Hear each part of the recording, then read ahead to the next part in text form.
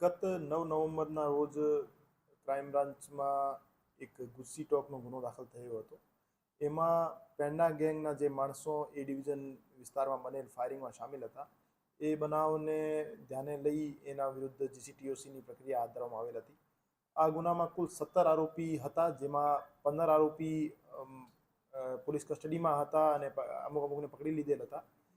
2 આરોપી ફરાર હતા, જેમાં એક અમરદીપસિંહ કૃપાલસિંહ ઝાલા, જેના વિરુદ્ધ 5 ગુના છેલ્લા 10 વર્ષના અમે ધ્યાને લીધેલા હતા, અને એક મિલન નરભેરામભાઈ ગોંડલિયા, જેના વિરુદ્ધના 7 વર્ષ છેલ્લા 10 વર્ષમાં જે એના 7 ગુના કરેલા હતા, એ અમે ધ્યાને લીધેલા હતા.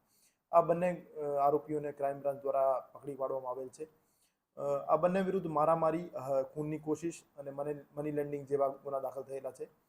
અને હાલમાં જીસીટીઓસીની તપાસ એસીપી શ્રી બસિયા સાહેબ ચલાવી રહ્યા છે, અને તમામ આરોપીઓની મિલકતની વિગતો મેળવી લીધેલ છે.